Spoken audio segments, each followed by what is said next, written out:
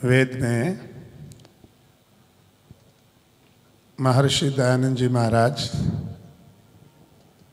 गृहस्थ को विशेष सुख की प्राप्ति का साधन बता रहे हैं।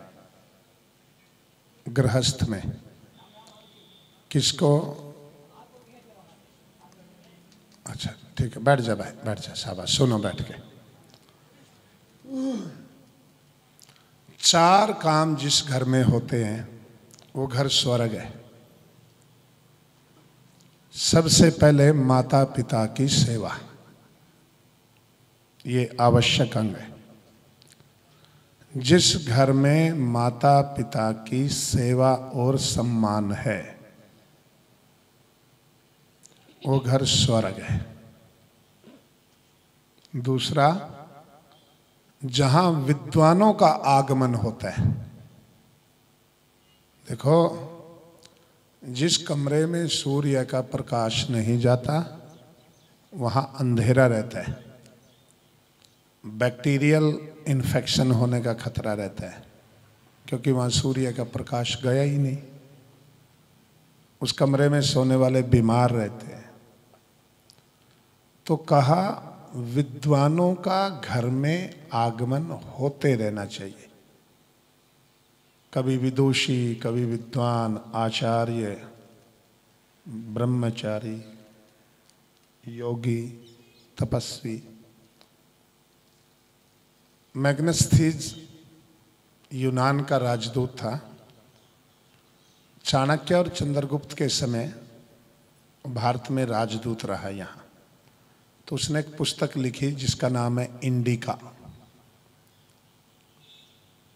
उस पुस्तक में वो लिखता है कि सुबह प्रातःकाल घर के सामने गृहिणियां इस इंतजार में रहती थी कि कोई सन्यासी, भिक्षु, ब्रह्मचारी, विद्वान, तपस्वी, योगी कोई हमारे घर में भोजन करे, ताकि फिर हम सब लोग घर के भोजन कर सके। बोला, मैंने एक घर में जाकर के पानी मांग लिया तो उसने नाराज हो गई, बोली पानी तो पड़ोसियों के यहाँ पीना, मेरे यहाँ तो दूध पियो आकर के। यह हमारी कल्चर थी। तो दूध क्यों पिए? क्योंकि पशु अधिक थे, गौ अधिक थे। हमारे देखते ही देखते गाय इत्यादि पशु तो समाप्त हो गए। अब दूध पता नहीं कहां से आ रहा है। किसी व्यक्ति के घर जाते हैं तो पूछते हैं जी दूध पियोगे? मैंने कहा पीऊंगा, पहले ये बताओ किसका है। बोला मतलब? मैंने कहा गाय का है, भैंस का है या मोटरसाइकिल का है। बोला मोटरसाइकिल भी दूध देती है। मैंने कहा ज्यादातर दूध तो मोटरसाइकिल ही देती है। बोले वो कैसे? मैंने कहा मैंने नदी के किनारे पुलिया के पास दूध बनते हुए देखा है। ब्लीचिंग पाउडर, ये पाउडर, पानी घोला और उसमें थोड़ा सा और मिलाया और फटाफट चलो भाई जा रहा है। उसका एक उदाहरण देता हूँ आपको। मेरठ शहर में मैं कुछ नंबर दूं आपको, यदि किसी से लेके दे दें। बोलें कि मुझे 150 क्विंटल खोआ चाहिए कल सुबह 7 बजे, तो गाड़ी 150 क्विंटल खोए की आपके पास भर के आ जाएगी, नकली।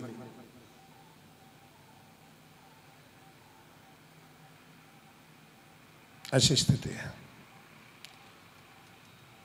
तो माता पिता की सेवा, विद्वानों का आगमन, और एक पति पत्नी के व्यवहार के बारे में बोला है कि पति पत्नी के साथ कभी भी अप्रिय आचरण ना करे।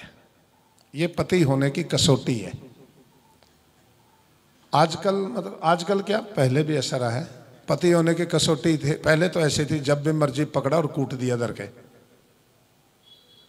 ये थी पहले तो पति होने की कसौटी। आजकल थोड़ा फर्क है, हिंसा इत्यादि होती तो है भी बहुत घरों में, पर उसका रूप बदल गए। आजकल वैसे टॉर्चर करते हैं। तो अप्रिय आचरण कभी ना करें। यदि घर को स्वर्ग बनाना है, अपना यदि डोमिनेशन आपने रखना है, उसका तो कुछ भी करें, मारे कूटे बेचारी को बांध के घर में रख लें, रोटी दे ना ले दे, तो अलग बात है। यदि घर को स्वर्ग बनाना है तो महर्षि दयानंद जी महाराज कहते हैं पत्नी के साथ व्यक्ति कभी भी अप्रिय आचरण ना करे, क्योंकि वो बहुत, माताओं को भगवान ने ना, स्त्री को बहुत सेंसिटिव बनाया है और सहनशील साथ में। वो अंदर अंदर घुटती रहती है, भीतर भीतर उसकी आत्मा रोती रहती है, पर बोलती कुछ नहीं। जो इतनी इंट्रोवर्ट है, इतनी सहनशील है, इतनी घुटनशील है, उसका ध्यान पति को रखना चाहिए। और मैं मतलब मेरे को जिंदगी में आज तक एक ही पति ऐसा मिला है, आज तक की बात बता रहा हूं मैं, जो उसकी पत्नी, मतलब यदि पति और पत्नी की योग्यता का हिसाब लगाए तो उसमें 100% पति 100% है, पत्नी 2% है। 2% वाली के साथ भी कभी भी मैंने उसके जीवन में अप्रिय आचरण नहीं देखा। उसका सहनशीलता की साक्षात मूर्ति था वो व्यक्ति, सजगता, बड़ी ढंग से बात, मीठा, बहुत ऊंची आवाज में। चिल्लाना भी अप्रिय आचरण है, बर्तन तोड़ना, चिल्लाना, गैस का चूल्हा फेंक देना, है ना। पत्नी को तो मारा नहीं, गैस का चूल्हा तोड़ दिया, पानी का टैप मारा, बाल्टी पानी की बाहर मारी फेंक के, तो उसको अब ये दिखा रहा है कि तेरा नंबर कभी भी आ सकता है ना। ये नहीं, अप्रिय आचरण नहीं करना घर में कभी भी पत्नी के साथ। अब पत्नी का नंबर क्या है, पत्नी के लिए भी है क्वालिफिकेशन, क्या है, जिससे उसने विवाह किया है उसका कभी स्वप्न में भी मन में अनिष्ट न लावे। ये पत्नी की क्वालिफिकेशन है, उसका कभी अनिष्ट नहीं सोचना, मन में भी नहीं सोचना, करने की तो बात दूर है। तो घर फिर स्वर्ग हो जाता है, तो कोई दिक्कत ही नहीं रहती।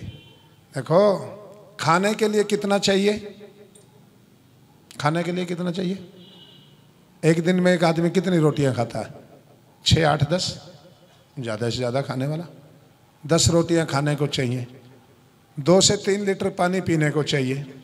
बहुत ज़्यादा हेल्दी होगा तो 1 किलो दूध एक आदमी को रोज़ पीने को चाहिए, हेल्दी है तो। थोड़ा सा घी खाने को चाहिए। कपड़े पहनने को कितने चाहिए, साल में 2-5 जोड़ी, ज़्यादा से ज़्यादा, बहुत ज़्यादा अदल बदल करे तो 2-5 जोड़ी छुट्टी। बाकी किसके लिए, बाकी घर को स्वर्ग बनाने में इनसे कोई फर्क नहीं पड़ता।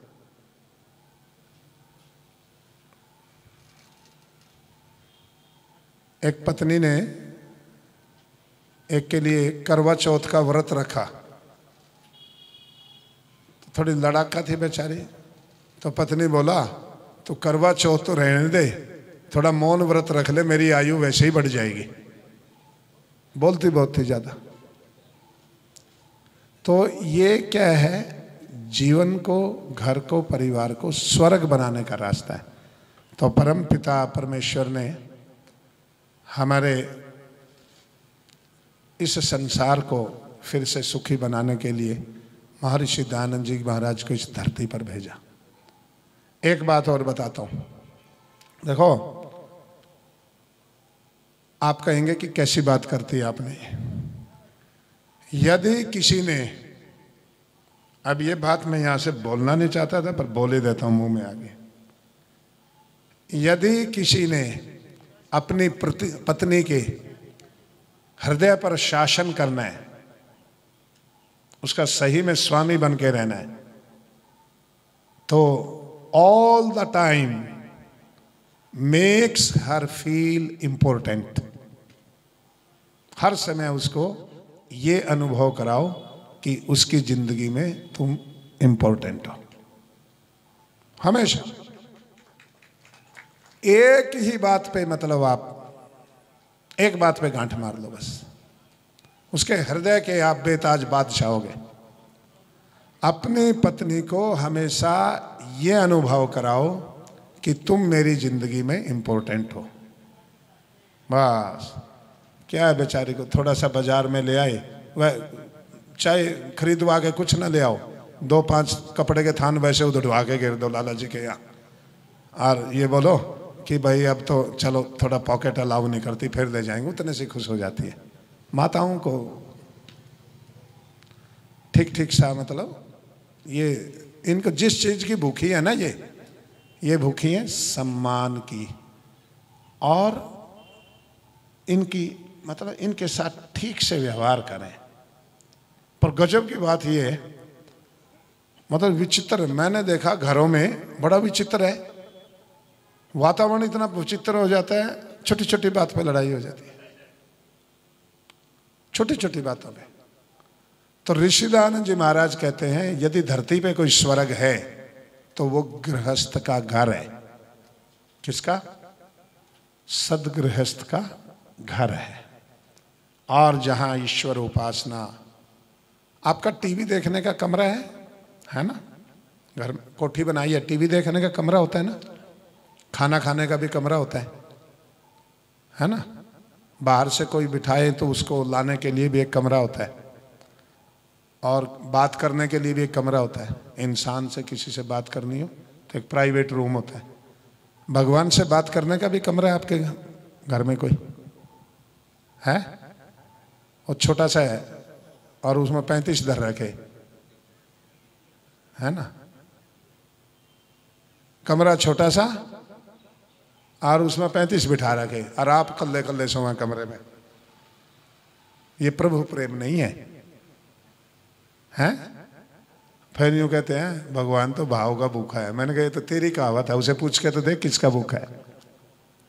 तो आदमी कितना चालाक है, जज भी और वकील भी खुद ही है, अपने आप एडवोकेसी करता है, अपने आप निर्णय दे देता है कि भगवान तो भाव के भूखे है। तुझे क्या पता हो किसका भूखा है? वो तो भूखा है ही नहीं। भगवान तो ये पूछते हैं उसकी कोई इच्छा है? हाँ, माँ ने रोटी पकाई ना, उसकी क्या इच्छा है? उसकी ये इच्छा है मेरे बेटे इसे बिना लड़े झगड़े, बिना इसका अपमान किए, बिना एक दूसरे को भेदभाव किए इसे खूब आनंद पूर्वक खाएं। परमेश्वर ने ये सृष्टि बनाई है तो इसलिए बनाई है, ये मेरे पुत्र और पुत्रियां जो हैं संसार में, ये सब उन्नति को प्राप्त हों और मेरे आनंद रूपी जो सुख है, परम सुख है, उसको भोगे, आनंद मनाए और अपना जीवन का कल्याण करें। ये भगवान की इच्छा है, चाहते हैं वो तो ऐसा, इसलिए सृष्टि बनाई है, इसलिए वेदों का ज्ञान दिया है, इसलिए हम यहाँ यज्ञ कर रहे हैं। आप वैसे बैठ करके देखो, किसी के इंतजार में इतनी देर मैं देखता हूँ ऐसे बैठे हैं नीचे, सब जड़वत हुए, आनंद आ रहा है सबको, यज्ञ में आहुतियाँ डाल रहे हैं और है सब आनंदित हो रहे हैं।